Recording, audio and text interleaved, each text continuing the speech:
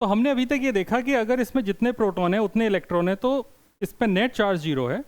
जब भी हम बोल रहे हैं आगे बोलचाल की भाषा में कि एक पर्टिकुलर बॉडी पर नेट चार्ज 0 है, तो नेट चार्ज 0 होने का मतलब मैं ये नहीं बोल रहा कि उसके अंदर पॉजिटिव चार्ज नहीं है, मैं ये नहीं बोल रहा कि उसके अंदर नेगेटिव चार्ज नहीं है, मैं ये बोल रहा हूँ कि उसके अंदर जितना पॉजिटिव चार्ज है उतने ही नेगेटिव चार्ज है। तो नेट चार्ज कितना हो गया? 0। तो आगे से जब बोलचाल की भाषा में या क्वेश्चंस की लैंग्वेज में भी जब भी बोला जाए कि a body is electrically neutral, तो इसका मतलब है कि उस पर नेट चार्ज 0 है। इसका मतलब ये बिल्कुल भी नहीं है कि उसके अंदर पॉजिटिव चार्ज नहीं है या उसके अंदर नेगेटिव चार्ज नहीं है। ओके, आपने ये वाली बात लिख ली, मतलब ये लिख लिया ना? ओके,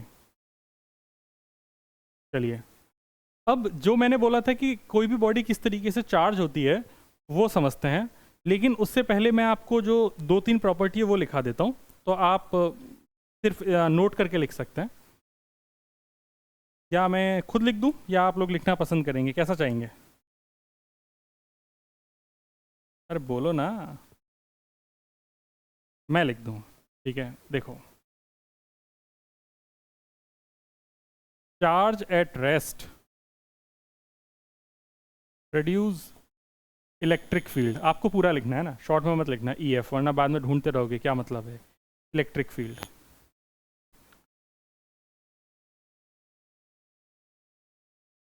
ठीक है, दूसरा,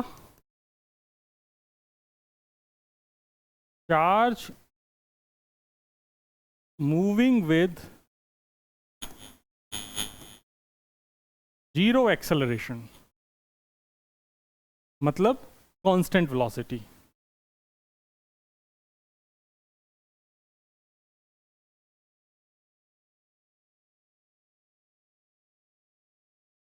produce electric field and magnetic field both.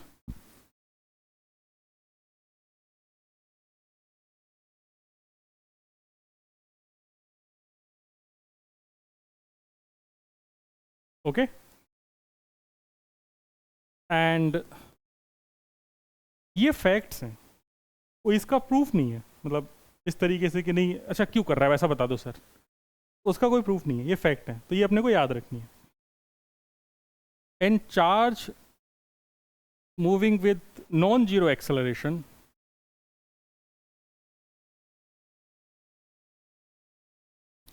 produces electric field, magnetic field and radiates energy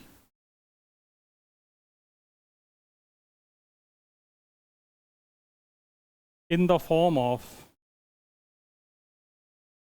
electromagnetic waves। Electromagnetic wave class 12th में एक चैप्टर है, बुक 1 जब खत्म होने को होगी तो बुक 1 का लास्ट चैप्टर है। तो आपने 3 चीजें अभी तक देख ली, समराइज करें, लोग देखेंगे, देखिए ठीक है। देखो समराइज कर रहे हैं, वापस से समझेंगे। चार्ज रुका हुआ था, आराम से चार्ज ये गया, इसकी वेलोसिटी 0 है, इलेक्ट्रिक फील्ड प्रोड्यूस करेगा। ठीक है, चार्ज मूव कर रहा है, वेलोसिटी नॉन जीरो है बट एक्सेलरेशन 0 है, इसका मतलब इलेक्ट्रिक फील्ड भी प्रोड्यूस करेगा एंड मैग्नेटिक फील्ड भी प्रोड्यूस करेगा। अगर चार्ज मूव कर रहा है, वेलोसिटी नॉन ज़ीरो है एंड एक्सेलरेशन भी नॉन ज़ीरो है, मतलब वो नॉन एक्सेलरेटेड मोशन है, तो उस केस में वो इलेक्ट्रिक फील्ड भी प्रोड्यूस करेगा, मैग्नेटिक फील्ड भी प्रोड्यूस करेगा एंड इलेक्ट्रोमैग्नेटिक वेव के फॉर्म में एनर्जी को रेडिएट भी करेगा। सारी चीज़ें समझ में आ गई, मतलब याद हो गई, समझना क्या है ये याद करना है, याद हो गया? ठीक है, अब इस कॉन्सेप्ट पर बेस्ड आप, हाँ कौन सी बेटा? इस लाइन का क्या मतलब है? इस लाइन का मतलब है चार्ज मूविंग विद, ये एज इट इज कॉपी कर देना है।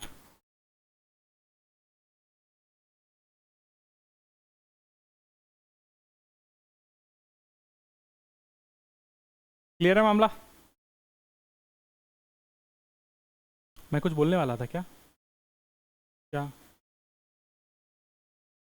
अरे मैं भूल गया, कुछ तो मैं बोलने वाला था। चार्ज एंड इट्स प्रॉपर्टीज में, मैं ये 11th पे बेस्ड आपसे क्वेश्चन पूछना चाह रहा था। ये जो पढ़ा है इसके बेसिस पे, एक चार्ज है, ठीक है, यूनिफॉर्म सर्कुलर मोशन कर रहा है। क्या कर रहा है? Uniform circular motion. आप लोग यूनिफॉर्म सर्कुलर मोशन जानते हैं, है ना? अगर एक चार्ज यूनिफॉर्म सर्कुलर मोशन कर रहा है तो बताओ वो क्या क्या प्रोड्यूस करेगा?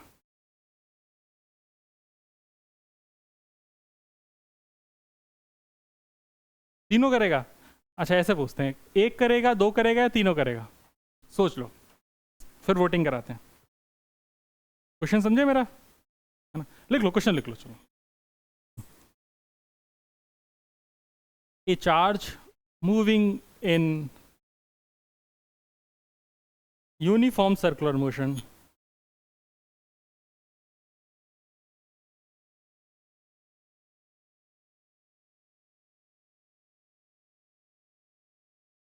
will produce dash। चलो अब बताओ, सोचा जाए। हाँ भाई दर्श, क्या लग रहा है? तीनों करेगा या दो करेगा? तीनों करेगा? वोटिंग करा लेनी चाहिए। कितने लोगों का मानना है कि इलेक्ट्रिक फील्ड करेगा सिर्फ? इलेक्ट्रिक फील्ड वाले हाथ उठाओ। दो बच्चे कह रहे हैं कि सिर्फ इलेक्ट्रिक फील्ड करेगा, सिर्फ सिर्फ ओनली, ONLY ओनली। अब थोड़ा दिमाग लगाओ। यूनिफॉर्म सर्कुलर मोशन मतलब चल तो रहा है ना, चल रहा है तो मूव कर रहा है, मूव कर रहा है तो इसका मतलब पहला तो हो नहीं सकता, या तो इसका आंसर दो होगा या तीन होगा। तो फिर ये पहला कैसे बोल दिया आपने, सिर्फ इलेक्ट्रिक फील्ड? दिमाग में चमका? ठीक है, कितने लोगों का आंसर है कि नहीं यार दो करेगा, इलेक्ट्रिक फील्ड और मैग्नेटिक फील्ड दोनों करेगा? ऐसा कोई नहीं। कितने लोगों का मानना है कि तीनों करेगा? उठाओ हाथ। क्यों? एक्सप्लेन करो। वेलोसिटी, वेलोसिटी नॉन जीरो है, ठीक है, और वेरी गुड, एकदम सही बात है। एक्सप्लेन बच्चे ने एकदम सही करा है। बाकी लोगों का भी एक्सप्लेनेशन है या कुछ और है? मतलब यूनिफॉर्म सर्कुलर मोशन में अगर अपन बात करें तो उसकी स्पीड ही तो कांस्टेंट है, स्पीड कांस्टेंट है, but velocity is not constant. मैंने यहां पर क्या लिखा हुआ है, कहाँ गया, कहीं तो लिखा है, ये लिखा है नॉन जीरो एक्सेलरेशन। अगर वेलोसिटी कांस्टेंट नहीं है तो इसके पास सेंट्रीपिटल एक्सेलरेशन होगा। सेंट्रीपिटल एक्सेलरेशन है मतलब एक्सेलरेशन तो है, और अगर एक्सेलरेशन है तो इलेक्ट्रिक फील्ड भी प्रोड्यूस करेगा, मैग्नेटिक फील्ड भी प्रोड्यूस करेगा, और इलेक्ट्रोमैग्नेटिक वेव भी करेगा। तो लिख दो तीनों, आंसर में तीनों लिख देना है।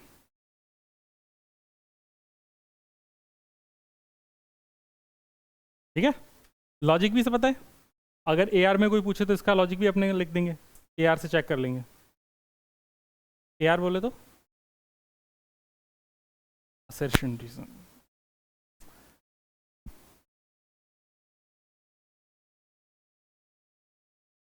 चलिए गायब हो गया सब, है ना?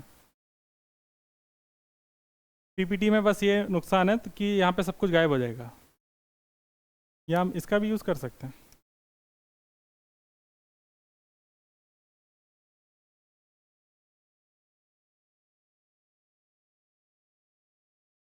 चलो छोड़ो इसे, आगे बढ़ते हैं। अब हम बात कर रहे हैं चार्ज किस तरीके से कोई भी बॉडी चार्ज होती है।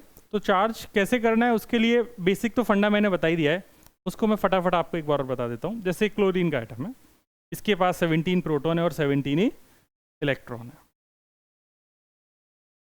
Number of electron 17, number of proton 17। अब इसमें से मैंने क्या किया कि ये एक इलेक्ट्रॉन को यहाँ पर ग्रीन कलर के एक और इसमें ऐड कर दिया। तो अब नंबर ऑफ इलेक्ट्रॉन कितने हो गए 17 से 18, और इलेक्ट्रॉन पे चार्ज क्या होता है, नेगेटिव। तो -18E और +17E, तो कितना चार्ज हो गया, -E। तो ये पूरी की पूरी बॉडी पे कितना चार्ज हो गया, माइनस का ही। ईजी है, ठीक है, तो अब अगर देखेंगे तो अब इसके पास हो जाएगा number of electron 18, number of proton 17, तो मोर इलेक्ट्रॉन देन प्रोटॉन, तो बॉडी नेगेटिवली चार्ज है और हम इसकी वैल्यू भी मैंने बता दी, वैल्यू इसके पास है माइनस का ई। ठीक है, अगर इसमें से मैं एक इलेक्ट्रॉन को बाहर निकाल लूं, ये गेन ऑफ इलेक्ट्रॉन की जगह मैंने क्या बोल दिया, लॉस ऑफ इलेक्ट्रॉन। अगर एक इलेक्ट्रॉन को बाहर निकाल लिया तो अब इसके पास नंबर ऑफ इलेक्ट्रॉन कितने बच गए, 16, और नंबर ऑफ प्रोटॉन कितने हैं, 17। तो अब इसके पास टोटल चार्ज कितना हो गया, माइनस का 16e प्लस का 17e, तो टोटल कितना हो गया, प्लस ई। वेरी गुड, तो अब इस पे जो चार्ज हो जाएगा वो प्लस ई चार्ज हो जाएगा, 16 17। तो बॉडी अब ऐसा बोल सकते हैं कि नंबर ऑफ प्रोटॉन्स ज़्यादा है, नंबर ऑफ प्रोटॉन्स ज़्यादा है, इसका मतलब बॉडी अब पॉजिटिवली चार्ज है। इस पूरे डिस्कशन में आपको एक चीज़ समझ में आई कि बॉडी के पास तीन ही ऑप्शन है, या तो वो न्यूट्रल रहेगी, या वो पॉजिटिवली चार्ज रहेगी, या फिर वो निगेटिवली चार्ज रहेगी। तो अगर मैं बोलूँ टाइप ऑफ चार्ज, तो कितने तरीके का है, दो तरीके का। टाइप ऑफ चार्ज दो तरीके का है, एक है पॉजिटिव चार्ज और दूसरा है न्यूट्रल। के बारे में तो खैर बात ही क्या करना, वो तो न्यूट्रल है ही। तो टाइप ऑफ चार्ज दो तरीके का है, पॉजिटिव चार्ज और नेगेटिव चार्ज। ओके, आपके सामने कुछ आ रहा है, देखो क्या कह रहा है। ग्लास रॉड को एक सिल्क क्लॉथ के साथ जब रब किया जाएगा तो ग्लास रॉड पहले इलेक्ट्रिकली न्यूट्रल थी, बाद ये भी न्यूट्रल थी, लेकिन जब मैंने इन दोनों को रब किया आपस में, मन्नत बेटा लिख मत, देख ले, समझने के टाइम सिर्फ समझना है, बहुत टाइम है लिखने के लिए, नोट्स दे देंगे अपन, टेंशन मत ले। जब इलेक्ट्रिकली न्यूट्रल दोनों थे, जब मैंने इनको रब किया तो रब करने पे क्या हुआ, एक बॉडी पे चार्ज नेगेटिव आया और दूसरी बॉडी पे चार्ज पॉजिटिव आया, ऐसे ही हुआ। अब एक बॉडी पे नेगेटिव चार्ज जब मैं बोल रहा हूं तो इसका मतलब एक्सिस में नेगेटिव है, बॉडी पॉजिटिवली चार्ज मतलब उसमें एक्सिस में पॉजिटिव, यही मतलब हुआ। ये इस पे नेगेटिव आया, इस पे पॉजिटिव आया, इसके बाद मैं इसको अगर कागज के छोटे छोटे टुकड़ों के पास लेके जाऊं, ये रॉड होती है, वैसे तो ग्लास रॉड है लेकिन ये इबोनाइट की रॉड होती है। इबोनाइट भी एक मटेरियल है एक तरीके से। अगर मैं इसको कागज के टुकड़ों के पास लेके जाऊंगा, वो उसको अट्रैक्ट कर लेंगे, तो मैं बोल दूंगा कि मेरी रॉड है ये जो चार्ज हो गई। वेरी गुड, लिख भी रखा है, it becomes negatively charge while the fur acquires equal amount of positive charge. मतलब इस पे चार्ज अगर माइनस क्यू आया तो इस पे चार्ज कितना आ गया, प्लस क्यू। ठीक, ऐसा दुनिया में कोई लॉ नहीं बना जो ये बता दे कि इस पे नेगेटिव ही क्यों आया, इस पे पॉजिटिव भी तो आ सकता था, आया ना। इस पे पॉजिटिव आया, इस पे पॉजिटिव ही क्यों आया, इस पे नेगेटिव आ सकता था। शुरू में तो दोनों न्यूट्रल थे, इस पे भी कुछ नहीं था और कागज पे भी कुछ नहीं था, कपड़े पे भी कुछ नहीं था। इनको जब रब किया तो रब करने पे क्या हुआ, एक पे नेगेटिव एक पे पॉजिटिव। लेकिन किस बॉडी पर क्या चार्ज आएगा, इसके लिए कोई लॉ डिफाइन नहीं है। ये बॉडी की प्रॉपर्टीज हैं और उन प्रॉपर्टीज के बेसिस पर वो आपस में डिसाइड होता है अलग अलग कॉम्बिनेशन का क्या है। एक साइंटिस्ट ने एक टेबल भी बनाई थी इस पे कि अगर आप इसको इसके साथ रब करोगे तो इस पे ये आएगा और इस पे ये आएगा। वो टेबल अगर मतलब किसी को अगर एक्सपेरिमेंट नहीं करना, डायरेक्टली देखना है, तो उस टेबल से जनरली लोग देख के काम चला लेते हैं। अपने लिए किसी काम की ये सब चीज़ें नहीं है। लॉजिक समझ गए? तो तुमने मजाक मजाक में बॉडी को चार्ज करने का एक मेथड सीख लिया, है ना। अगर आपको बॉडी को चार्ज करना है तो सिंपली अब जितने भी एक्सपेरिमेंट है सारे एक्सपेरिमेंट याद करो। तुमने कॉम को या स्केल को रब कर किया था सिर में, वो भी सेम ये एक्सपेरिमेंट था। उसके बाद तुमने और क्या किया था, बलून को रब करा था, बलून को कपड़े पे, और फिर उसके बाद तुमने कागज़ के टुकड़े चिपकाए थे, वो वाले वीडियो देखा था। उसके बाद तुमने ये रॉड और ये इन सभी जगह तुम क्या कर रहे हो, रब कर रहे हो, और रब करने से ही कुछ ना कुछ चार्ज का ट्रांसफ़र हो रहा है। इसका मतलब हम फ्रिक्शन की हेल्प से बॉडीज को चार्ज कर सकते हैं, आया ना। हम फ्रिक्शन की हेल्प से बॉडीज को चार्ज कर सकते हैं। तो मेथड्स ऑफ चार्जिंग में फ्रिक्शन भी एक इंपॉर्टेंट मेथड। ओके, खैर ये सब लिखना नहीं है, ये सब तो मैं अभी बताऊंगा आपको। ये एक छोटा सा एक्सपेरिमेंट है जिसमें हमने इस चीज़ को समझना है कि जो लाइक चार्जेस होते हैं वो एक दूसरे को रिपेल करते हैं और अनलाइक चार्जेस एक दूसरे को अट्रैक्ट करते हैं। ये चार्ज की प्रॉपर्टी है जो आपको याद रखनी है। ये चार्ज की प्रॉपर्टी जो आपको याद रखनी है। प्रॉपर्टी क्या है? अपोजिट अट्रैक्ट्स और सेम रिपेल्स। इस बात को आप लिख लीजिए। Like charges repel. सबसे पहले टाइप ऑफ चार्ज लिखो। सबसे पहले हेडिंग लिखो type of charge. Type of charge में सबसे पहले लिखो पॉजिटिव चार्ज। छोटकू सी हेडिंग, पॉजिटिव चार्ज।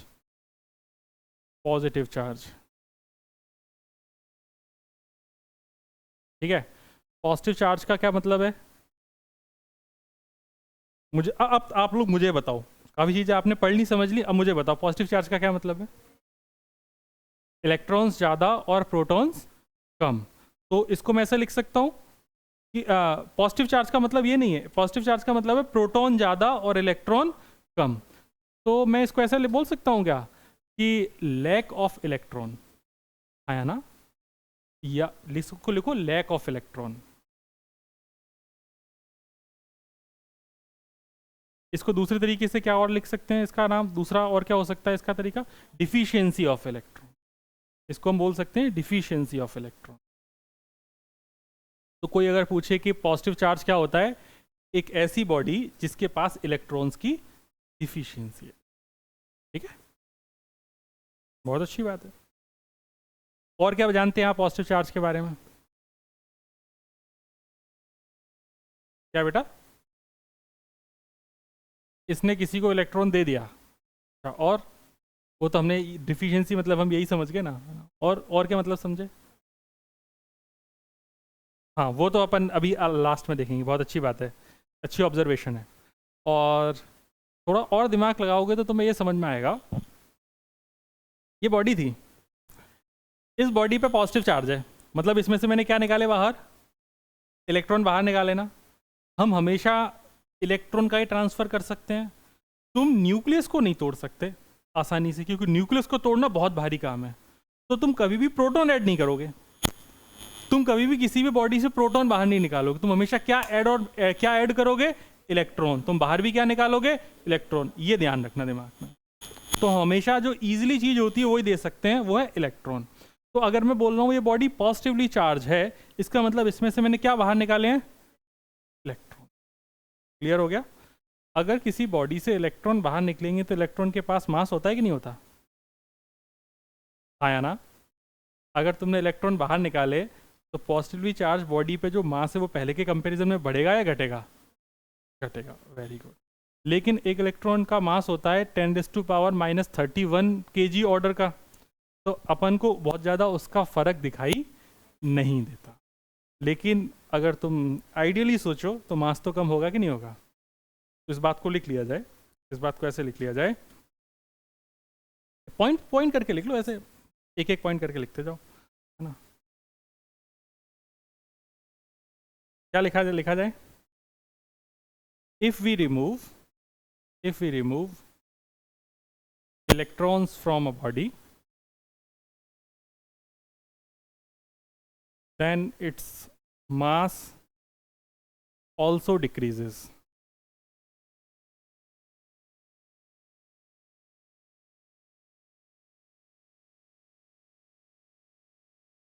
बस ब्रैकेट में लिख दो, बट नेग्लिजिबल।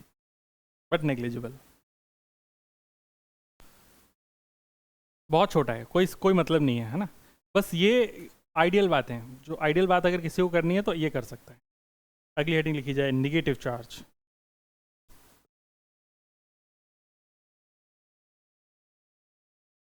नेगेटिव चार्ज के बारे में क्या लिखेंगे आप? एक्सिस ऑफ इलेक्ट्रॉन या फिर electron rich. Axis of electron या फिर इलेक्ट्रॉन रिच।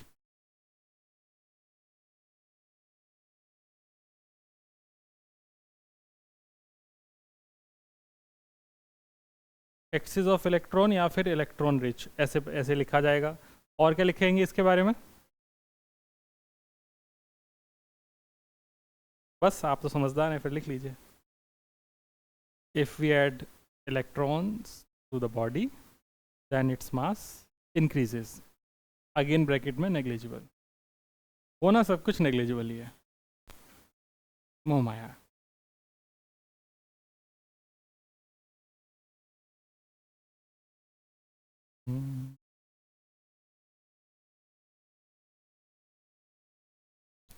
ठीक है दोस्त, किसी को कोई डाउट? अभी दिनेंद्र, उसके बाद नीचे लिख लेंगे अपन, ये लिख लेंगे लाइक रिपेल अनलाइक अट्रैक्ट, और इसको इंपॉर्टेंट मार्क कर लेना, लाइक रिपेल अनलाइक अट्रैक्ट। चलो उसमें फिगर क्या बनाना है वो मैं बना रहा हूँ, बाकी लोड नहीं लेना, ये नहीं बनाना है ना, ये तो थोड़ा दिखने में काफ़ी बड़ा सा हो जाएगा। ऐसा सोचना है कि जैसे ये एक बॉडी है, इस पे चार्ज है प्लस क्यू, ये भी एक छोटा सा ऑब्जेक्ट है जिस पे चार्ज है प्लस क्यू, तो ये एक दूसरे को रिपेल कर रहे होंगे।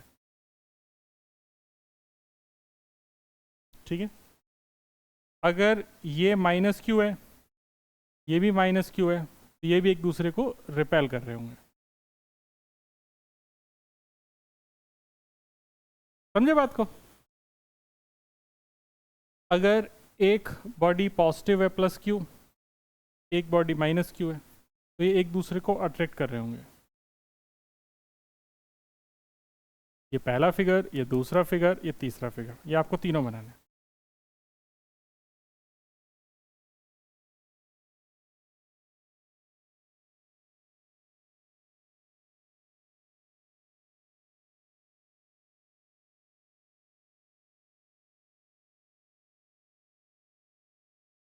हाँ, नहीं नहीं नहीं, आदत नहीं जाती, आदत नहीं जाती, जाती है तो अभी अपन कॉपी बचा रहे हैं। चलो आगे देखो, ये मिट जाएगा, लिख लिया ना सबने? ये बना हुआ था, मैं चाहते तो ये भी दिखा सकते थे, लेकिन ठीक है, ये आपने बना ही लिया। अब आप लोगों के लिए छोटी छोटी बातें, आओ बातें करें। आपके सामने क्वेश्चन है, क्वेश्चन पढ़िए, समझिए और आंसर दीजिए।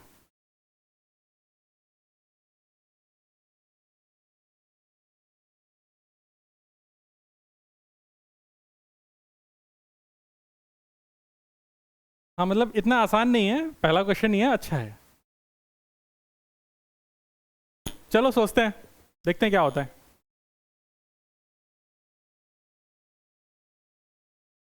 सोच लिया ना सबने आंसर? सबने सोच लिया ना अपने आंसर को? बदलेगा तो नहीं बाद में? इस बच्चे को छोड़ के बाकी सबका आंसर है अट्रैक्ट। हाँ, अब देखा, अब देखा, अब देखा, देखा। हाँ अच्छा, वोटिंग करा लेते हैं, रिपेल वाले हाथ उठाएंगे, टाइम दो। अच्छा ठीक है, ओह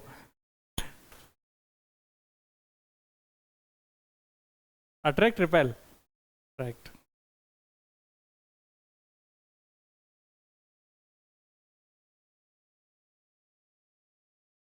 डी पार्ट इंफॉर्मेशन इनसफिशिएंट, मतलब अब देखो टाइम के साथ ना ऑप्शन बढ़े ना।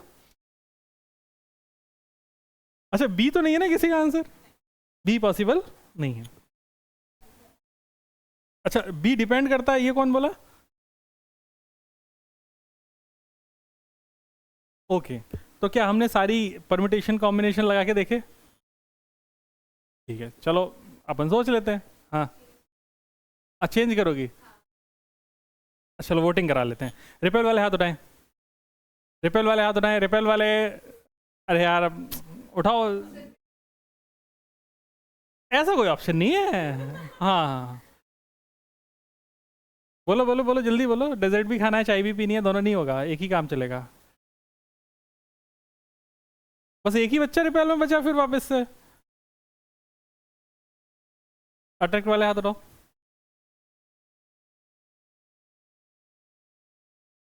9 लोग अट्रैक्ट कर रहे हैं। इंफॉर्मेशन इनसफिशिएंट वाले हाथ उठाओ। हाँ अरे कभी भी अपने आंसर पे घबराना नहीं है, गलती तो होगा ज़्यादा से ज़्यादा। उठाओ उठाओ उठाओ ऐसे, हाँ शर्माना नहीं। कितने? एक दो, दो लोग बस। हाँ भैया, एक कोई बचा जिसने आंसर नहीं दिया अभी तक। किसने नहीं दिया? हाँ अच्छा, तुम ही हो, हाँ। कितने? क्या? अरे पहला, अच्छा सर, ओके। एक साथी तुम्हारी मिल गई भाई। अब आओ बातें करें। मैं ऐसा मान लेता हूँ अगर ये एक दूसरे को अटैक कर रहे हैं, इसका मतलब इस पे एक पे चार्ज पॉजिटिव मान लेता हूँ, एक पे नेगेटिव मान लेता हूँ। ठीक है, ये मतलब वो उसके मतलब बी पे नेगेटिव है, और अगर ये इसको रिपेल कर रहा है तो इसका मतलब ये भी नेगेटिव होगा। अरे यार, हाँ या ना? ऐसे ही सोचा ना आपने? सोचा कि नहीं सोचा? तो इसका मतलब ये रिपेल हो गए। ये एक केस समझ में आता है। दूसरा केस भी पॉसिबल है। दूसरा केस क्या पॉसिबल है कि भाई ए नेगेटिव है तो बी कैसा होगा? पॉजिटिव।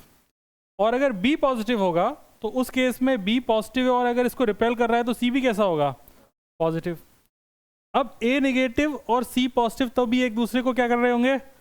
अट्रैक्ट कर रहे होंगे। तो इसका मतलब आंसर क्या होना चाहिए? तो ये 9 बच्चे सही हैं। बहुमत के हिसाब से सरकार इनकी बनती है भाई। अब बताओ तुम क्या सोच रहे थे? बी ऐसे जा रहा है? हाँ हाँ। नहीं नहीं नहीं, हमें तो नेचर से जज करना है ना। समझे ना? जैसे सोचा इसी तरीके से सोचना है। मतलब ये देखना है, पॉजिटिव पॉजिटिव रिपेल करेंगे, नेगेटिव नेगेटिव रिपेल करेंगे, पॉजिटिव नेगेटिव अटैक करेंगे, बस इतना सोचना है। ओके, चलो डॉक्टर साहब।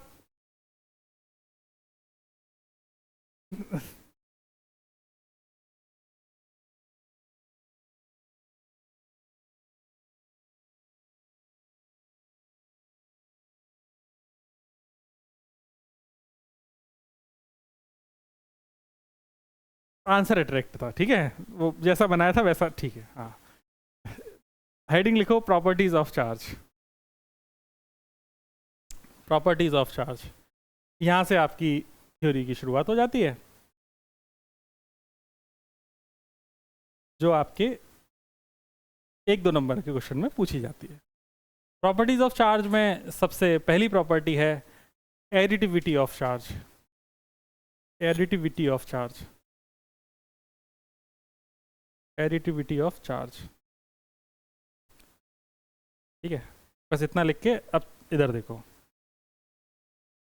इसको तुम यूज़ कर रहे हो, तुमने सारे चार्ज इलेक्ट्रॉन प्रोटॉन के मिला के ऐड कर रहे हो ना, यही मतलब है बस, और इसके अलावा कोई मतलब नहीं है। एक बॉडी है, इस पे मैंने कुछ चार्ज +2 की उधर दे दिया, -2 की उधर दे दिया, तो नेट कितना हो गया? 0। ये नेट 0 कैसे सोचा मैंने? दोनों को ऐड करके ही सोचा ना, यही मतलब है बस। ईजी है, ओके। तो जैसे ये कोई सिस्टम है, इस सिस्टम में अगर मैं 4 चार्जेस मानता हूँ और पूछूं इस सिस्टम में टोटल कितना चार्ज है, तो चार्ज इजीली ऐड हो जाएगा।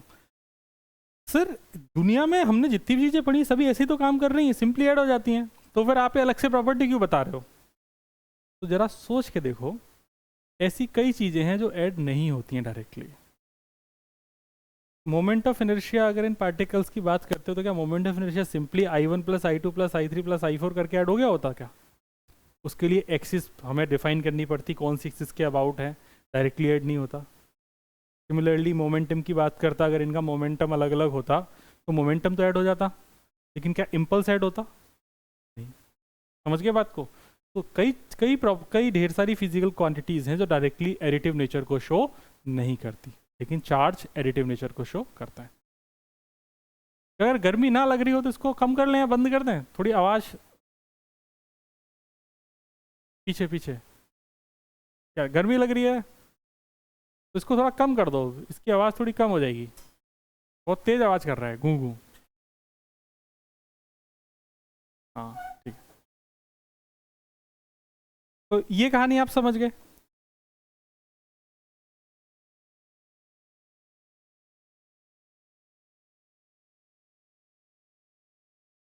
तो अगर मैं इस पर नेट चार्ज पूछूंगा तो नेट चार्ज आप सिंपल बोलेंगे कि ये इन सब का एडिशन है। Proper sign have to be used while adding the charges in a system. इसका मतलब प्लस चार्ज को प्लस चार्ज लिखना है, माइनस चार्ज को माइनस चार्ज लिखना है। तो आप प्यारा सा इसमें नीचे एक फिगर बना लेंगे, ये वाला, और इसके नीचे ये लिख देंगे।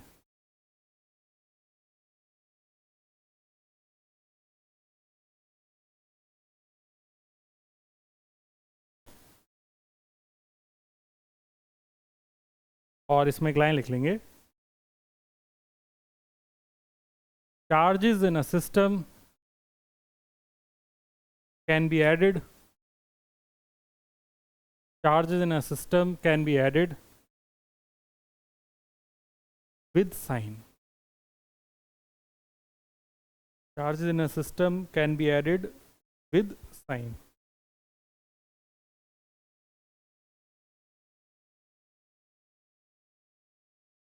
ठीक है, बन गया होगा, इजी है।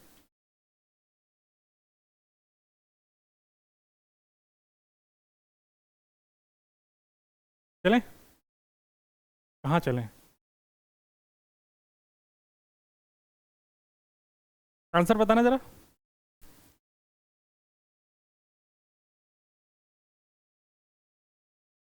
-3, 4 2 6 और 9, तो -3 है ना।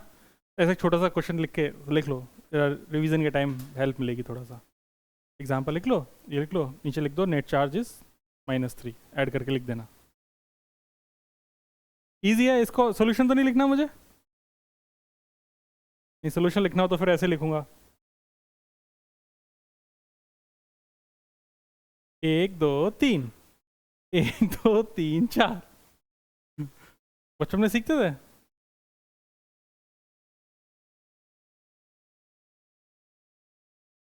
-3 गुलाम, ओके।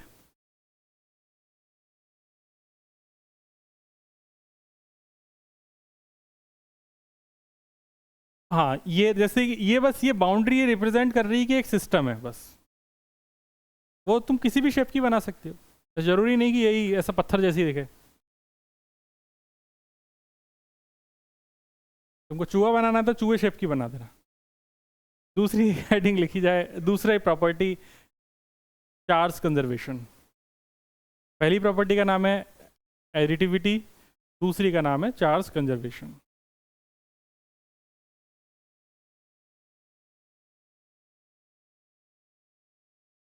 चार्ज कंजर्वेशन का मतलब ये है कि चार्ज हमेशा कंजर्व रहेगा, चार्ज कहीं लॉस्ट नहीं होगा, है ना। देखो ये कह रहा है, total charge of an isolated system can neither be created nor be destroyed, it is always conserved. ये डेफिनेशन आपने कई बार पढ़ रखी है, और जब आप बचपन में पढ़ रहे थे तो आपने चार्ज की जगह क्या लिखा था? मास मास मास। अच्छा, मास एनर्जी इक्विवेलेंस, कोई बात नहीं, कोई बात नहीं, कोई बात नहीं, सीखोगे सीखोगे, सब सिखाऊंगा। देखो बात यह है कि जो आपने पढ़ रखा था कि जो एनर्जी की बात आप कर रहे हैं, energy can neither be created nor be destroyed, वही डेफिनेशन है, बस एनर्जी के यहाँ पे क्या लिखा हुआ है? चार्ज। तो चार्ज भी हम can neither be created nor be destroyed, it is always conserved. Personally मुझे ये स्टेटमेंट सही नहीं लगता है। मतलब किताबों में पढ़ाने के लिए तो ठीक है, लेकिन अगर मैं इसको डीप थॉट दूं तो चार्ज हम बना सकते हैं, लेकिन नेट चार्ज उस केस में तब भी जीरो ही रहेगा, बट चार्ज को हम प्रोड्यूस तो कर सकते हैं। तुम समझे मैं क्या बोल रहा हूँ? मतलब तुम्हारा दिमाग थोड़ा सा खोलते हैं। वो रॉड देखी अभी अपन ने, ग्लास रॉड, अपन कपड़े पे घिसे तो ग्लास पे कैसा चार्ज आया? नेगेटिव। और कपड़े पे कैसा चार्ज आया? तो चार्ज तुमने पैदा किया ना, है ना, तो चार्ज को प्रोड्यूस तो कर ही सकते हो। कुछ एक्सचेंज नहीं हुआ,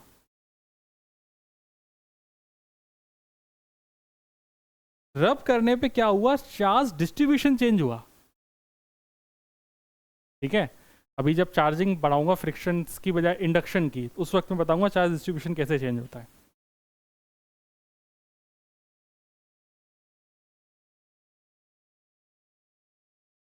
बिल्कुल एक्सचेंज हुआ, तो पूरे सिस्टम पे नेट चार्ज तो जीरो ही है ना अभी भी, लेकिन तुमने दोनों पे इंडिविजुअल चार्ज तो प्रोड्यूस कर दिया ना।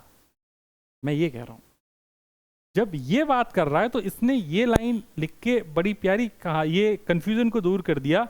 इसने लिख दिया इन एन आइसोलेटेड सिस्टम।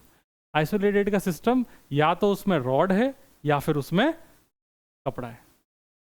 समझे बात को? या तो उसमें रॉड है या फिर उसमें कपड़ा है। दुनिया में वही एकमात्र सिस्टम है। हाँ,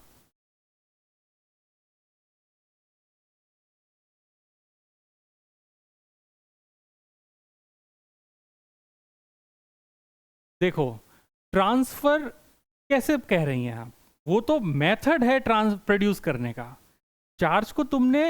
चार्ज को प्रोड्यूस किया लेकिन इलेक्ट्रॉन के ट्रांसफर से।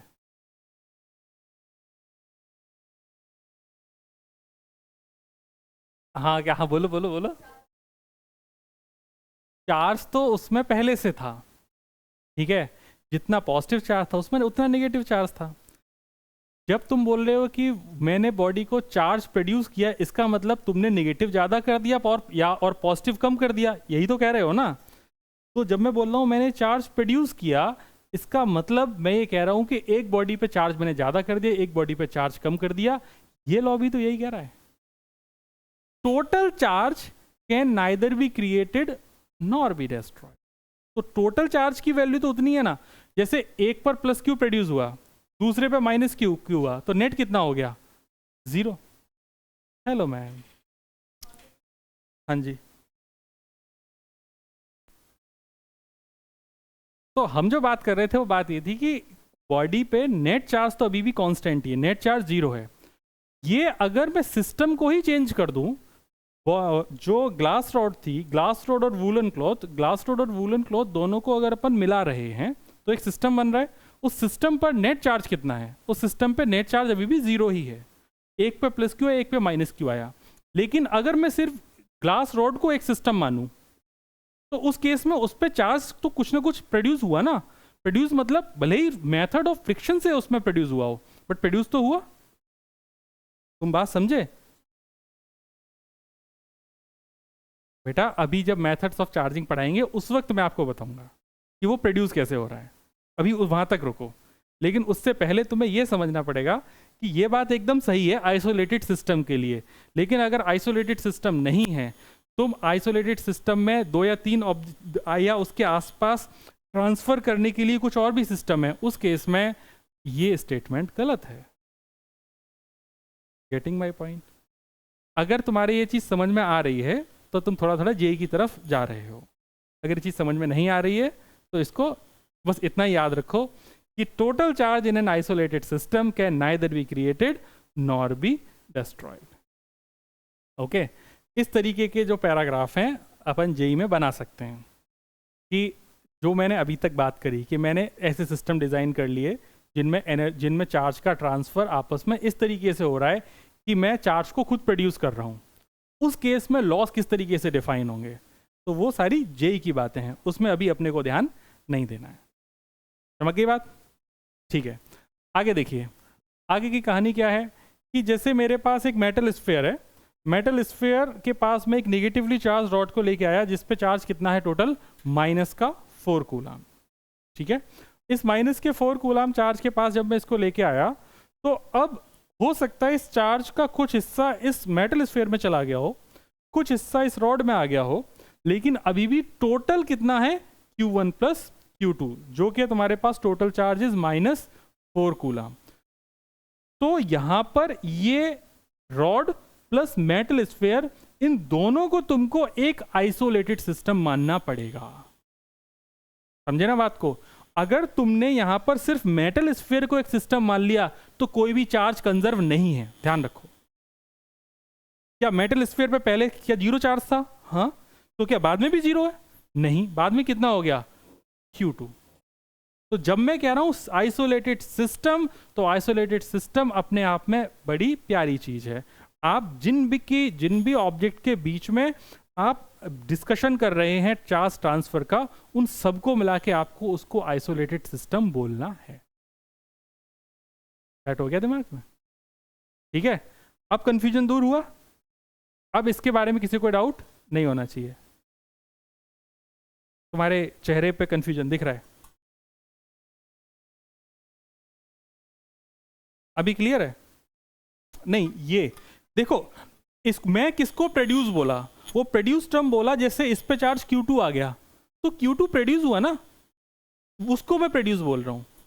जबकि आइडियली तो अपन ऐसा देखें तो अपन तो इधर से इधर चार्ज ट्रांसफर ही किए हैं ना। हाँ, तो लेकिन अब उस केस में अगर तुम मान लो इसको सिस्टम बोल दोगे तो फिर ये डेफिनेशन गलत हो जाएगी ना, फिर चार्ज कंजर्व कहाँ है?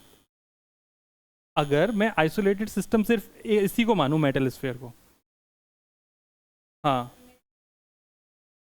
तो कोई बात नहीं, उस वर्ड को ट्रांसफर समझ लो, word is equal to transfer, ठीक है।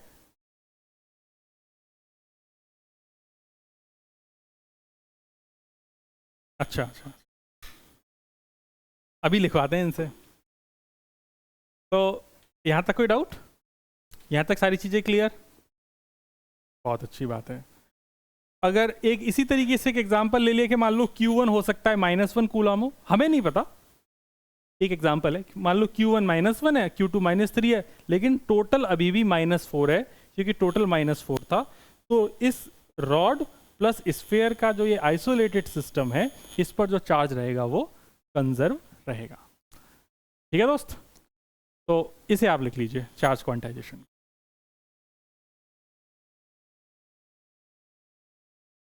चलिए आगे देखते हैं। हेलो हेलो, हाँ, अगली हेडिंग है, अगली प्रॉपर्टी है तीसरी, क्वांटाइजेशन। क्वांटाइजेशन,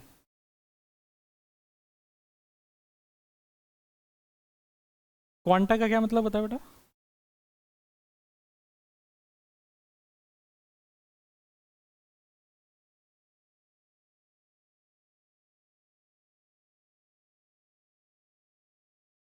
बहुत अच्छे, मतलब थोड़ा थोड़ा सबको आइडिया है।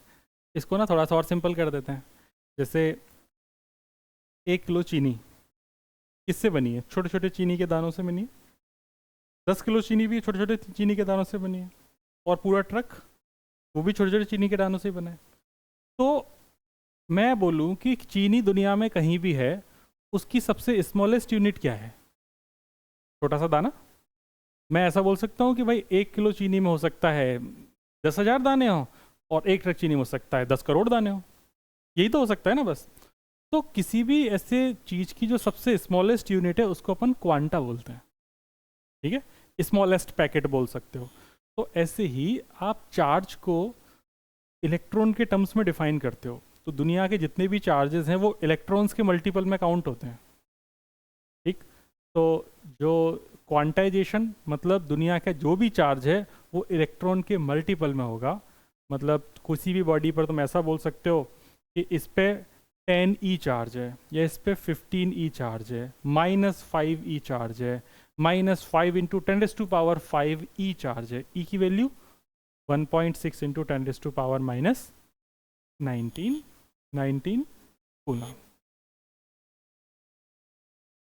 चलिए, तो चार्ज और एग्जिस्टेंस इन नेचर सारी बात कर लेते हैं। तो जैसे चार्ज -1.6, ये तो तुम्हें पता ही है, चार्ज की बेसिक यूनिट -1 ही दुनिया में मिलता है। हाँ मिलता है। 3.2 इंटू 10⁻⁻19 कूलम। क्या ये पॉसिबल है चार्ज? तो अगर मैं इसको ई की टर्म्स में डिफाइन कर देता हूँ तो पॉसिबल है, वरना नहीं है। तो ये वैल्यू देख रहे होगे 2 ई लिखी हुई है, -2 ई। तो -2 प्लस है तो +2 ई, तो +2 ई, तो इसका मतलब ये भी चार्ज दुनिया में पॉसिबल है। क्या पॉसिबल नहीं है? क्या 1.7 इंटू 10⁻⁻19, इसको अगर मैं ई से डिवाइड करूं, ई मतलब 1.6 इंटू 10⁻⁻19, तो इंटीजर आना चाहिए। तो क्या इंटीजर आता है? नहीं आता। तो ये पॉसिबल नहीं है। समझ गए? तो जो चीज़ इसको डिफाइन कर रही होगी, Q is equal to N E से डिफाइन हो रही होगी, वो पॉसिबल है, बाकी पॉसिबल नहीं। All free charges are integral multiple of a basic unit of charge denoted by E. E मतलब electron. Q is equal to N E, where E is equal to 1.6 into 10⁻⁻19 and N is a integer number. तो आप quantization के नीचे ये लिखेंगे सबसे पहले।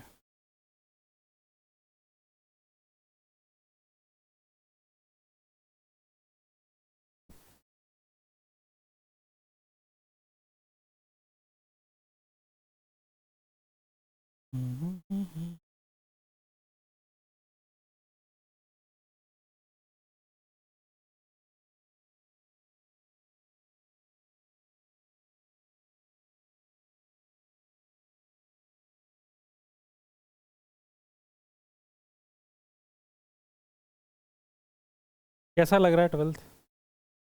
11 से इजी है ना? नहीं नहीं, इजी है, ऐसे ही लेवल का है, मतलब सिंपल फॉर्मूला बेस्ड है। हाँ? हाँ ये हो सकता है। 10th के बाद तो सडन जंप आता है, 10th के बाद तो पूरी दुनिया बदल जाती है, 11वीं में आते हैं पता नहीं क्या हो जाता है।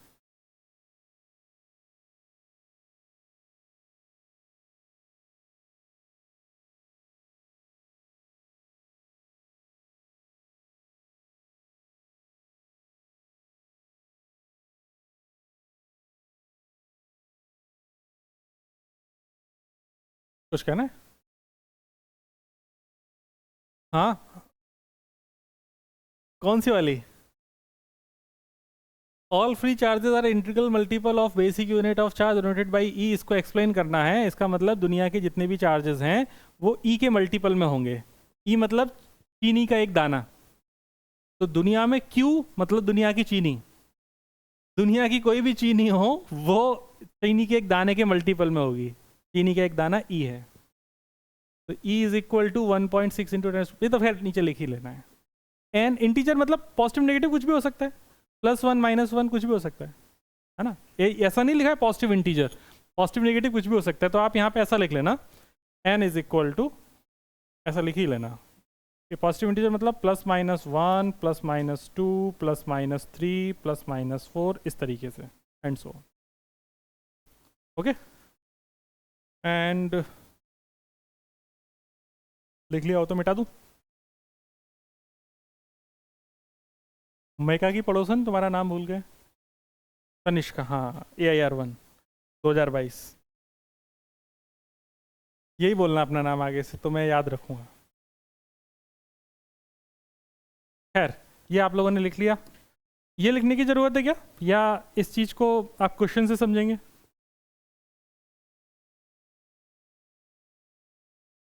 एक काम करते हैं, रुको रुको रुको, एग्जाम्पल लिखो, एग्जाम्पल।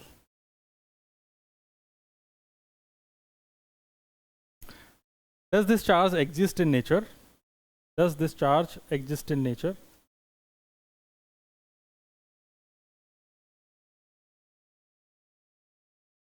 Question mark.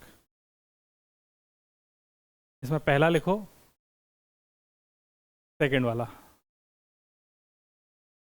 पहला लिखो Q is equal to 3.2 into 10⁻⁻19 coulomb.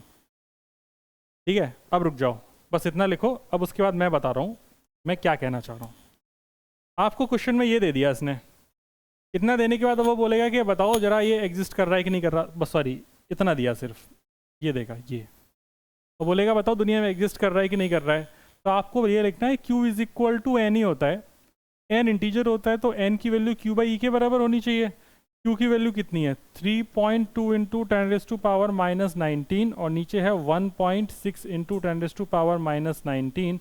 इसका मतलब 2 एक इंटीजर है, इसका मतलब ये पॉसिबल है। समझी? छापो। ठीक है बच्चों? ओके। हेलो हेलो हेलो, आवाज़ कम क्यों आ रही है इसमें? हेलो,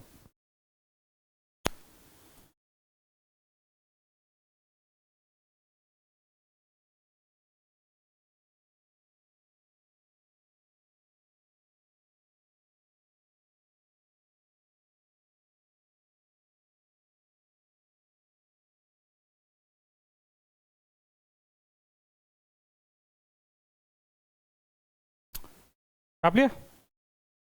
उसके बाद इसका सेकंड वाला पार्ट, एग्जाम्पल नंबर ए हो गया ना, example number 1। Similarly example number 2 लिख लो। 2 में ये चार्ज लिखना 1.78 इंटू 10⁻⁻19, 1.78 इंटू 10⁻19, 1.78 डिवाइडेड बाई 1.6।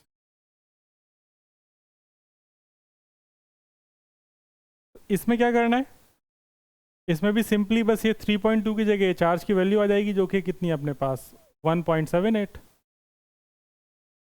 ये वैल्यू आती है 1.11, जो कि नॉन इंटीजर है, इसका मतलब ये वाला पॉसिबल नहीं है। ओके, लिख लो ये पॉसिबल नहीं है। अच्छा नो लिखा तो है तुमने, सही तो है। ये 1.11 कूलाम नहीं है बेटा, ये इंटीजर है, इसका कोई यूनिट थोड़ी है।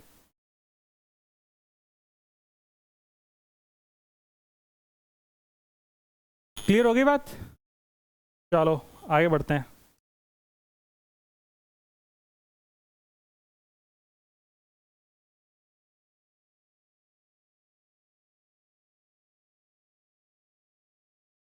आई होप समझ गए होगे इसके बाद क्या आने वाला है।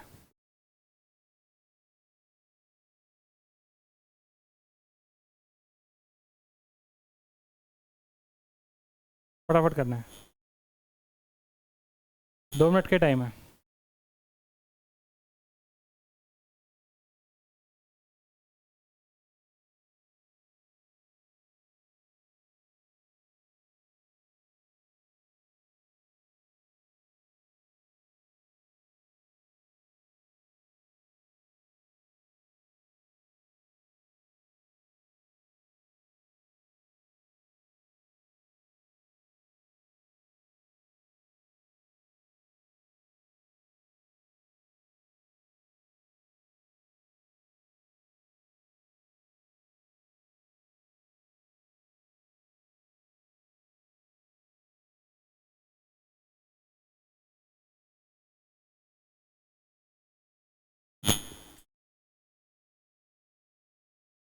हो गया? क्या है आंसर? अच्छा, lesser more conductor has a positive charge of 14.4 into something. The conductor has इतने electron as compared to the neutral. Positive charge है, पॉजिटिव चार्ज इसका मतलब इलेक्ट्रॉन की डिफिशियंसी है, तो लेसर आंसर है। लेसर या तो बी या डी में, सी या डी में से कोई एक आंसर है। ये क्लियर हो गया? अब आ जाओ इसके बाद। वैसे ज़रूरत नहीं है, सोल्यूशन तो मैंने लिख ही रखा है इसका, तो मैं मेहनत क्यों करूँ। पॉजिटिव चार्ज, हाँ पॉजिटिव चार्ज का मतलब इलेक्ट्रॉन बाहर निकाला, इलेक्ट्रॉन बाहर निकाला तो इलेक्ट्रॉन की डिफिशियंसी, तो पॉजिटिव चार्ज का मतलब है इलेक्ट्रॉन की डिफिशियंसी। नेगेटिव चार्ज मतलब इलेक्ट्रॉन मैंने दिए हैं, इलेक्ट्रॉन पर चार्ज खुद का नेगेटिव होता है, तो अगर मैंने इलेक्ट्रॉन दिए हैं तो इलेक्ट्रॉन रिच। ठीक है, तो इसने क्या बोला, पॉजिटिव चार्ज, इसका मतलब इलेक्ट्रॉन बाहर निकाल लिए, तो इसका मतलब इलेक्ट्रॉन की संख्या कम है। तो ध्यान इसलिए इस बात पे देना है कि पॉजिटिव चार्ज है। देन उसके बाद आपको पता है इंडक्टर पे, कंडक्टर पे चार्ज इतना है, कंडक्टर पॉजिटिवली चार्ज है, इसका मतलब इलेक्ट्रॉन की शॉर्टेज है। Quantization Q is equal to N E के अकॉर्डिंग हमने Q की वैल्यू डाल दी, E की वैल्यू डाल दी, N की वैल्यू 9 आ गई, तो इसका आंसर है 9 लेसर। कितने लोगों का सही है? गलत कितनों का हुआ? Hey bro what happened? हाँ 9 मोल कर दिया था, मोर ओके, अपना सेम। अच्छा तो भैया पॉजिटिव नेगेटिव का गेम थोड़ा सा से अपना सेट रखो, ठीक है। और इधर पड़ोसन का लेसर, और इसका बेटू का क्या नाम है इसका? नाम क्या है? अमृत, हाँ नाम मोर लेस रख रही है। आज की क्लास के लास्ट चीज़ें हैं, इससे पहले मैं आपको खुशी देखो ये, और उसके बाद उससे पहले मैं आप लोगों को जैसा बोल रहा था कि कुछ प्रॉपर्टीज़ हैं तो और प्रॉपर्टीज़ भी लिखा देता हूँ। ऐसा लिख दो, कुछ एक्स्ट्रा प्रॉपर्टीज़ हैं, लिख लो। क्या लिख लो? Mass can exist without charge, mass can exist without charge, mass can exist without charge but charge cannot exist without mass, but charge cannot exist without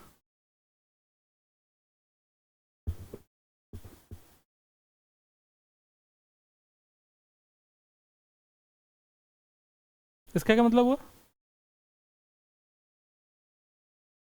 मास तो न्यूट्रल रह सकता है, लेकिन अगर तुम कह रहे हो कि कोई चार्ज है, तो कौन चार्ज है?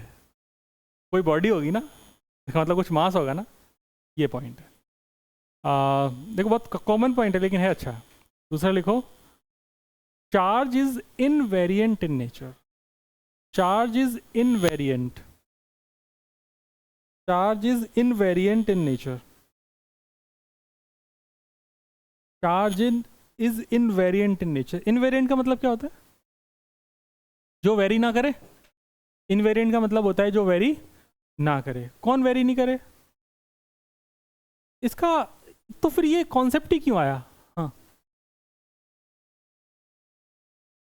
नहीं नहीं नहीं, वही मैं बता रहा हूँ। इनवेरिएंट का मतलब वो नहीं है जो तुम लोग समझ रहे हो। वेरी करने का मतलब है कि जब मास को लाइट की स्पीड से दौड़ाया जाता है तो उसका रिलेटिविस्टिक मास आता है m is equal to m not upon under root 1 minus V square by C square. तो ये कह रहा है कि जब तुम लाइट की स्पीड से इसको दौड़ा दोगे ना चार्ज को, तो चार्ज पे फर्क नहीं पड़ता, मास एनर्जी में चेंज होता है। आइंस्टाइन चचा की equation E is equal to M C square C पर तो बेस्ड है कि जो एनर्जी है, जो मास है, वो किस में कन्वर्ट हो रहा है? एनर्जी में। कब? जब तुम लाइट की स्पीड से वेरी करा रहे हो। तो ये कह रहा है कि तुम चार्ज को अगर लाइट की स्पीड से अगर दौड़ा दोगे तब भी इसका जो चार्ज की वैल्यू है वो चेंज होने वाली नहीं है। समझे? तो इनवेरिएंट का मतलब लिखो। इनवेरिएंट क्या वाला है? इनवेरिएंट का मतलब है charge will not change.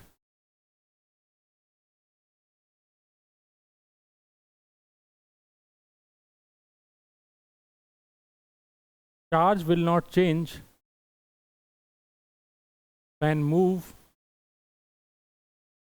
when move with speed of light, ऐसा लिख सकते हैं।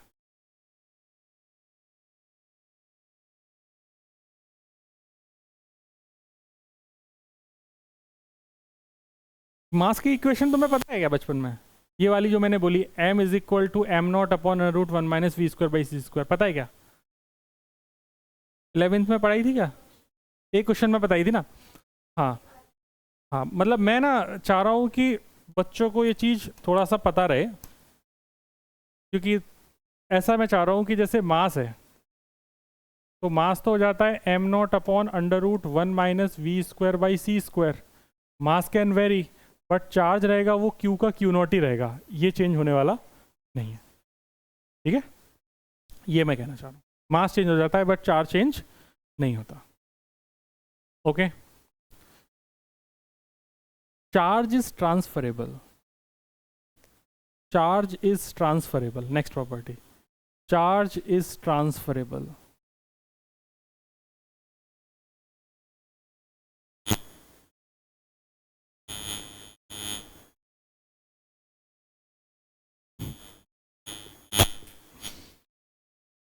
नेक्स्ट,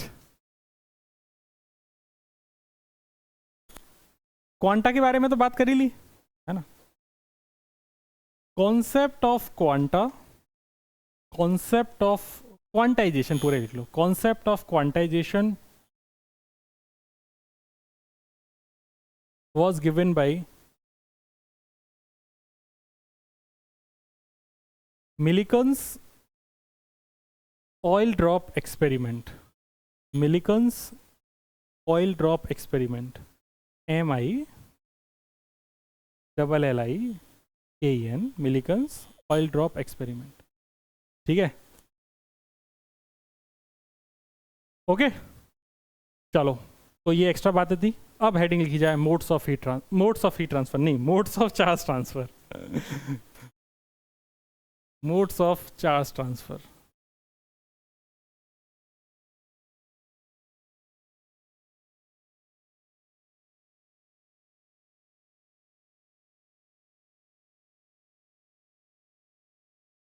इसको डैश करके लिख दो, मेथड्स ऑफ चार्जिंग,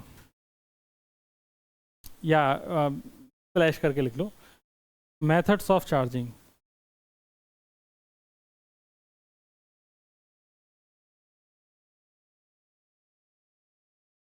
पहला लिखो चार्जिंग बाय फ्रिक्शन,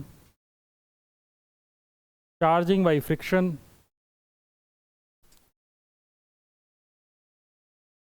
सेकेंड लिखो charging by conduction. Charging by conduction, and third लिखेंगे चार्जिंग बाय इंडक्शन।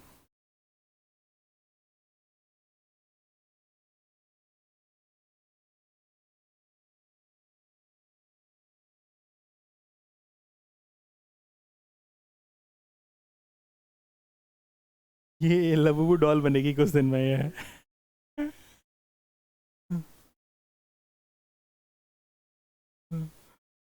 इतना क्लियर है या तो कोई डाउट? चलो अब इसमें से जो देखो 3 मेथड हैं चार्जिंग के, इनमें से चार्जिंग में फ्रिक्शन तो तुमने खूब कर भी रखा है, देख भी रखा है, और अपन ने जो भी डिस्कशन किया इसी का ही किया है, इसके अलावा कोई डिस्कशन अपन ने किया ही नहीं अभी तक। ओके, चार्जिंग बाई कंडक्शन का मतलब है, सेकंड कंडक्शन ही लिखा है ना, चार्जिंग बाई कंडक्शन का मतलब है कि मैं चार्ज को ट्रांसफर कर रहा हूँ लेकिन टच करा के।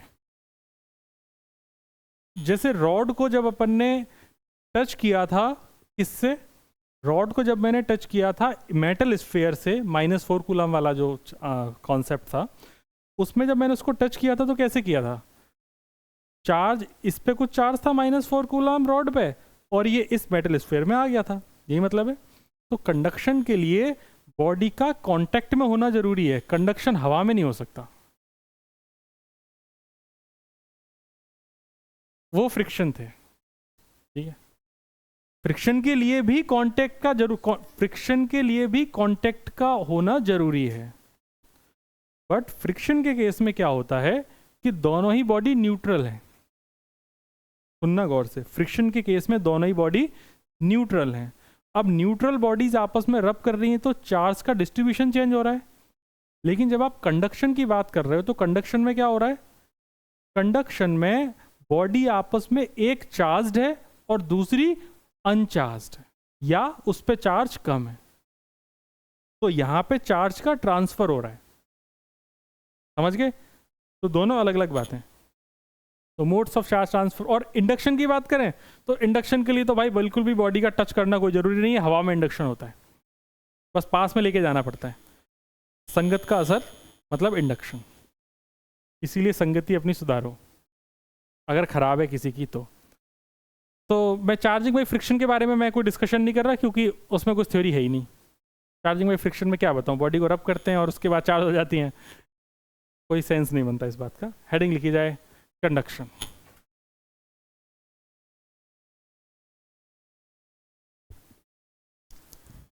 कंडक्शन के बारे में जो भी सामने लिखा है वो बातें लिख ली जाए।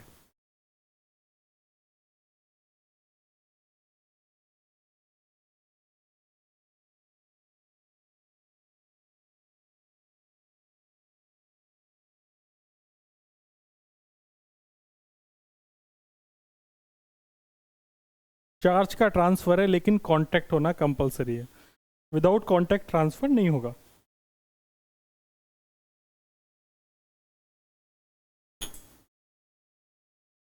ठीक है, एग्जाम्पल के तौर पे छोटू सा एग्जाम्पल है, शुरू करें। मेटल स्फीयर है, अनचार्ज्ड है, प्लास्टिक की रॉड लेके आया, नेगेटिवली चार्ज है। जब मैं इसको टच कराऊंगा तो टच कराने पे इसका कुछ नेगेटिव चार्ज इस ऑब्जेक्ट पे चला जाएगा। बस एक बात बताओ जरा सोच के, अगर मान लो ये मेटल स्फीयर की बजाय अगर मैं लकड़ी का स्फीयर रख दूं, वुडन स्फीयर, तब क्या होगा? नहीं जाएगा ना। मतलब अपनी जो प्राइम कंडीशन है, कंडक्टर होना जरूरी है। मीडियम जिसमें हम ट्रांसफर कर रहे हैं उस मीडियम का कंडक्टर होना जरूरी है। अगर कंडक्टर ही नहीं है तो चार्ज जाएगा कैसे? तो फ्लो होने के लिए कंडक्टर होना जरूरी है। ठीक है, तो आप लोग लिख लीजिए और उसके बाद एक क्यूट सा चित्र बना लीजिए। इस चित्र बनाने में ध्यान ये रखना है कि यहाँ पे नेगेटिव ज़्यादा रखना, और इस वाले फिगर में जितने नेगेटिव है उनका आधा छोड़ देना और आधा इधर भेज देना, और आधा इधर ही इधर भेजना, पूरे में मत फैला देना। ठीक है, और जरूरी नहीं ऐसा बनाओ, वैसे गोला गोला बना लो बहुत है, ये गोला गोला बना लो, स्टैंड बनाने की कोई ज़रूरत नहीं। मेरे पास तो ऑप्शन है अच्छा अच्छा दिखने का। ऐसा लिख लो, objects participating in the process should be conductor.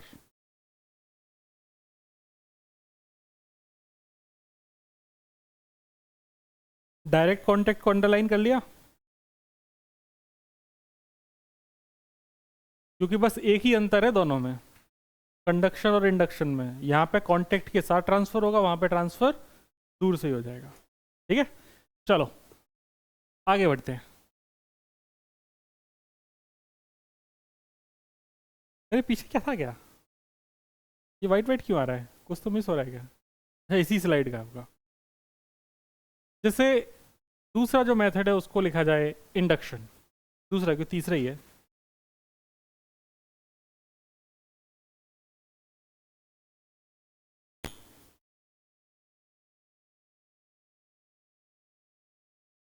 Induction दूर से ही होता है, इंडक्शन में टच कराने की जरूरत नहीं है, तो इस बात को लिख लिया जाए। सामने लिखा हुआ है यहाँ पे, ये स्वेटर वगैरह मत बनाना, यहाँ का चित्र मैं बनाऊंगा।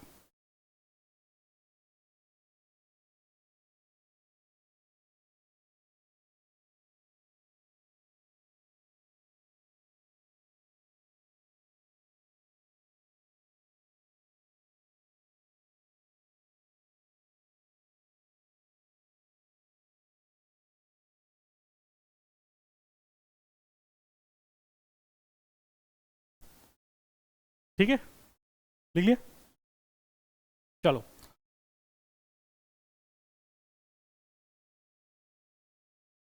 ये एनिमेशन पूरा दिखाएगा। Types of material, conductor. इससे पहले मैं आपको मोड्स ऑफ के बारे में बता देता हूँ, सुनिए। वाओ, इसमें इस तरीके की, इंडक्शन में इस तरीके की बात है कि मेरे पास ये एक कंडक्टिंग स्फीयर है, एक मेटल स्फीयर है। इस कंडक्टिंग स्फीयर का मतलब है कि इसके अंदर जितने भी पॉजिटिव चार्ज हैं उतने ही नेगेटिव चार्ज रहे होंगे, मतलब plus minus plus minus plus minus plus minus plus minus, मतलब आर्बिट्ररी पड़े होंगे। तो ये इलेक्ट्रिकली न्यूट्रल है, तो इसका मतलब इस पर क्यू नेट कितना होगा, 0। अब इस मेटल स्फीयर के पास मैं एक ऐसी रॉड लेके आया जो ऑलरेडी चार्ज है, तो मैंने इसको बोल दिया ये निगेटिवली चार्ज है। ठीक है, अगर ये निगेटिवली चार्ज रॉड है,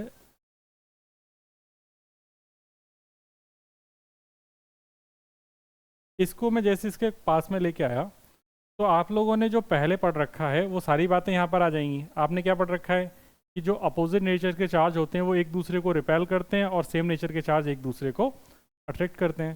तो इस स्फीयर के अंदर हाहाकार मच गया होगा।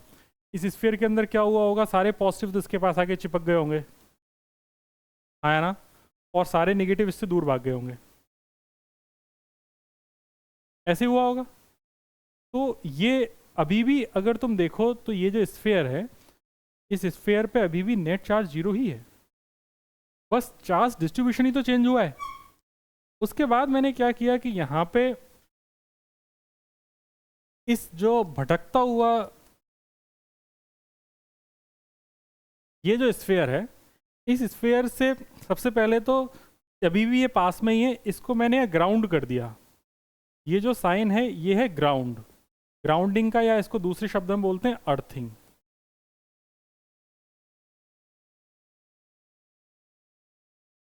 आप लोगों ने अर्थिंग शब्द सुना है? जैसे जो घर में लाइट आती है उसमें भी एक लाइव, न्यूट्रल, एक अर्थ वायर, ऐसा सुन रखा है ना, ग्रीन कलर का। वाह, वेरी गुड।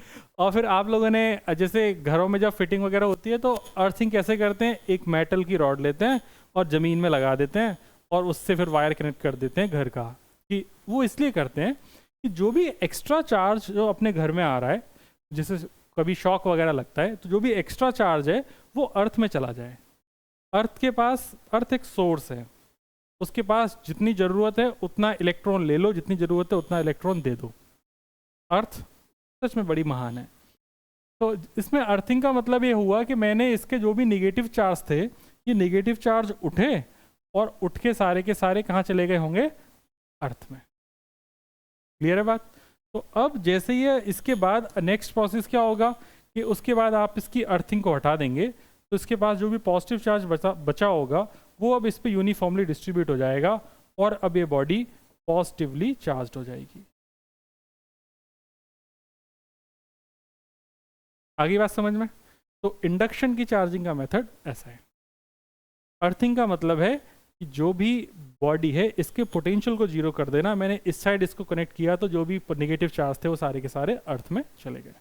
आप चारों फिगर बना लीजिए। जब भी आपको इंडक्शन पूछा जाएगा तो आपको चारों फिगर बनाने हैं। ओके, तो हम आगे बढ़ते हैं। Types of material based on conduction, ये आपको पता है। मटेरियल, कंडक्शन, कंडक्टर, इंसुलेटर और सेमीकंडक्टर, 3 तरीके के मटेरियल आप लोग पढ़ेंगे। पता है ना यार? ये तो कंडक्टर क्या होता है? Those material which allow electricity to pass through them easily are called conductors. Insulator जो इलेक्ट्रिसिटी को पास नहीं करने देते। सेमीकंडक्टर क्या भला है? जो थोड़ी बहुत पास करने दे, है ना? ये नहीं होता। सेमीकंडक्टर का मतलब है कि वन वे अलाउ है, ठीक है। और सेमीकंडक्टर तो तुम पूरा चैप्टर है, लास्ट चैप्टर है क्लास 12th का, इम्पॉर्टेंट चैप्टर है बोर्ड के लिहाज से और कंपटीशन के लिहाज से भी, तो वो अपन आसानी से करेंगे। तो कंडक्टर के बारे में आप लोगों को पता है, those materials which allow electricity to pass through them easily are called conductors. जिसमें आप लोगों ने मेटल्स के बारे में जानते ही हैं। मेटल्स के अलावा अर्थ एक कंडक्टर है, क्योंकि अपन ने अभी देखा एक वायर से, कंडक्टिंग वायर से जब मैंने अर्थ से जोड़ा तो चार्ज फ्लो हुआ, तो अर्थ के पास गया, इसका मतलब अर्थ एक कंडक्टर है।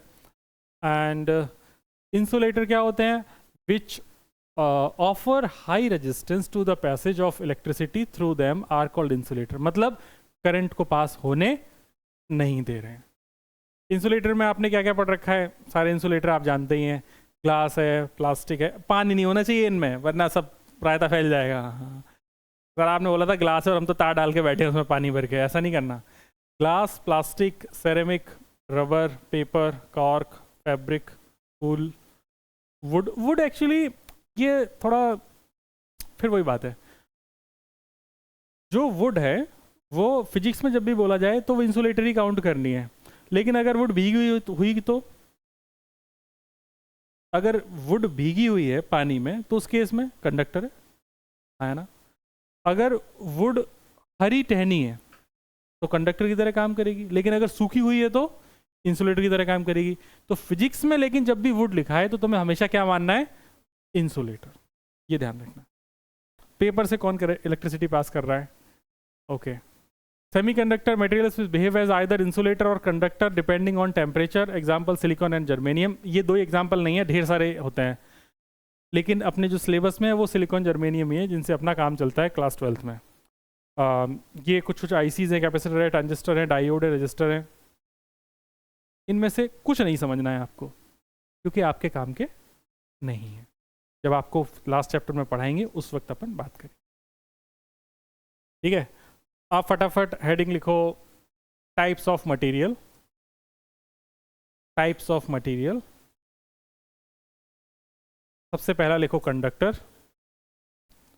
टाइप्स ऑफ मटेरियल, ये सब पढ़ रखा था सब आपने, है ना। सबसे पहला लिखो कंडक्टर। कंडक्टर में लिख दो material which allow electricity pass through them. materials which allow electricity to pass through them easily.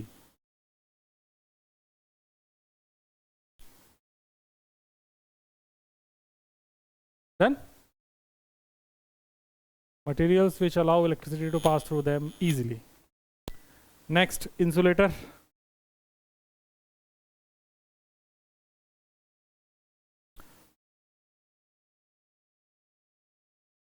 Insulator में डेफिनेशन आपके सामने।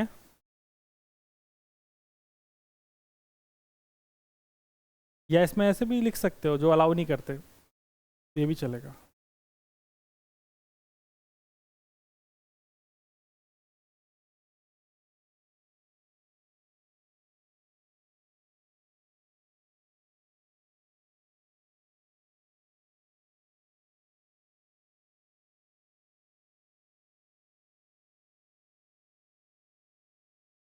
एनसीईआरटी आप लोगों के पास है क्लास 12th की? किसके पास नहीं है? डाउनलोड कर लेनी है, सिंपल। जब लेना तब लेते रहना। अभी डाउनलोड कर लेना, 2-3 क्वेश्चन होमवर्क रहेंगे। पता है ना कहाँ से करनी है? लिख लिया? उसके बाद सेमीकंडक्टर पे आ जाएंगे। ये लिख लिया सबने? वंशिका, वंशिका नाम नहीं, आयुषी लिख लिया? हाँ 1 मिनट भाई, तो जल्दी लिखो देवी, अब तो मेरा पेट भी दर्द करने लगा भूख की वजह से। सेमीकंडक्टर,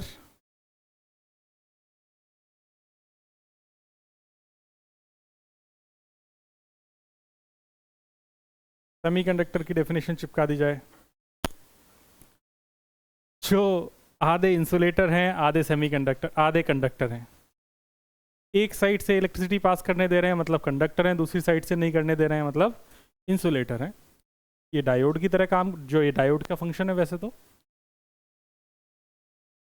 और एकदम फंडामेंटल में जाएंगे तो टेम्परेचर डिपेंडेंसी है इनकी। करंट इलेक्ट्रिसिटी जो इससे तीसरा चैप्टर है आपके बुक का, उसमें हम इन सब का ग्राफ भी देखेंगे, रेजिस्टेंस का, अभी नहीं देखेंगे। ओके चलिए, तो ये सारी कहानी ख़त्म हो गई आपकी। अर्थिंग हेडिंग लिखो छोटी सी, अर्थिंग, इसमें ज़्यादा नहीं लिखाऊंगा। हेडिंग लिखो अर्थिंग या ग्राउंडिंग, अर्थिंग और grounding.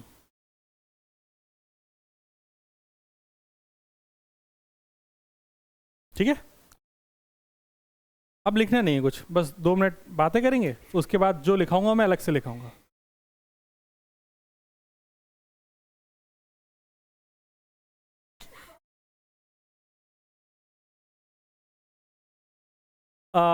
Electrical wiring in our house थी, मतलब ये तुम्हें पता है तुम्हारे घर में 3 वायर होते हैं, लाइव, न्यूट्रल और अर्थ। जो तीसरा वायर है उसी की बात कर रहे हैं। उसका काम क्या है? जो भी एक्सिस चार्ज है उसको अपने घर के अप्लाइंसेस से लेके जाना और उसको धरती माता को दे देना, ताकि अपने अप्लाइंसेस खराब ना हो, हमको शॉक ना लगे। दिख गया हरा वाला? ठीक है, ये स्टैंडर्ड है, बाकी तुम सेम कलर के, ये सेम कलर के रख दोगे तो भी चलेगा, बाकी स्टैंडर्ड है, क्योंकि अगर मान लो तुम किसी दूसरे इलेक्ट्रिशियन को बुलाओ तो उसे पता तो। Live and neutral carry electric currents from the power station, and the third connection connected to earth. Simple, body से मैंने अर्थ को एक वायर से, कंडक्टिंग वायर से कनेक्ट कर दिया, तो जो भी चार्ज है वो अर्थ के पास चला जाएगा। ये हमने थोड़ी देर पहले किया है चार्जिंग बाय इंडक्शन में। तो when a charge object is connected to the earth through a conductor, all the excess charge of the object flow to the ground through the connecting conductor. It becomes neutral. Now this process is called earthing, and earthing in questions means zero potential. Important बात earthing के पूरे discussion की ये है कि जब भी question में earthing बोला जाए तो earthing का मतलब है पोटेंशियल का जीरो करना। क्या हो गया? किससे बातें कर रही हो? फोन क्यों पकड़े हो? अब दिखता है यार यहाँ से, ऐसे ऐसे ऐसे नहीं करना चाहिए। हाँ लिखो अर्थिंग के बारे में।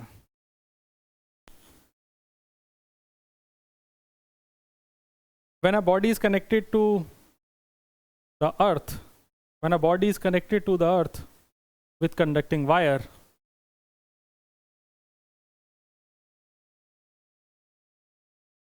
बॉडी के आगे चार्ज्ड बॉडी लिख लेना। When a charged body is connected, when a charged body is connected to the earth with conducting wire, all its excess charge flow to the ground. All its excess charge flow to the ground. This process is called earthing. This process is called earthing. This process is called earthing. Next point. In questions, earthing means zero potential. In questions, earthing means zero potential.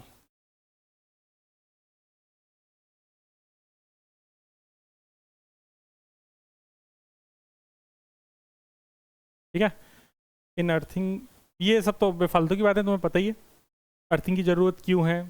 Earthing provide safety measures to electric circuits and appliances, provides an alternate path to low resistance to excess current. Earthing in buildings a thick mat, ये तो तुम्हें पता है। जैसे किसी भी building में जब अर्थिंग की जाती है, जैसे मैंने बताया ना, एक रॉड को अपन बाहर रख देते हैं, अर्थ में लगा देते हैं, और वहाँ से एक वायर आ जाता है जो ग्रीन वायर से कनेक्ट कर देते हैं, उसी को अर्थिंग कहते हैं। तो जैसे जब बड़ी बिल्डिंग बनती है तो बड़ी बिल्डिंग के में जो अर्थिंग का सिस्टम है वो इसी तरीके से काम करता है। आप लोगों ने जैसे ये भी पता नहीं सुना होगा, नहीं सुना होगा, आकाश में जब बिजली चमकती है, जब बिजली गिरती है जहाँ पे, वहाँ पे काफ़ी कुछ जल जाता है। हाई राइज बिल्डिंग्स को उससे बचाने के लिए क्या करते हैं कि हम वहाँ पे इस तरीके के ट्रांसमीटर लगाते हैं कि वो लाइट को अगर गिरे भी तो वो लाइट को अट्रैक्ट करें कॉपर के, और वो कनेक्ट करते हैं अपन अर्थ से, तो पूरी बिल्डिंग को अफेक्ट करने की बजाय वो उससे वो कैच करेगा, ऐसा समझ लो, और उसके बाद वो एक वायर से फ्लो होते होते डायरेक्टली अर्थ में चला जाएगा, तो बिल्डिंग में रहने वाले लोग बच जाएंगे।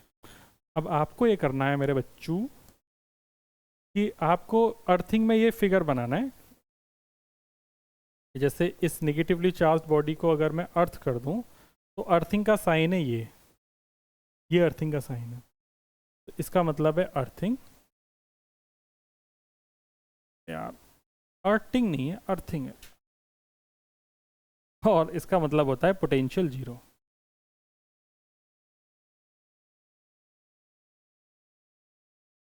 मतलब मैं बोल रहा हूँ कि इस बॉडी को मैंने अर्थ कर दिया, इसका मतलब इस बॉडी का पोटेंशियल जीरो कर दिया, ये बोल रहा हूँ बस। ओके, आज के लिए हम यहीं तक रखेंगे, हम फिर मिलेंगे मंडे मोस्ट प्रोबेबली। तब तक के लिए शुभ रात्रि, शब बखैर।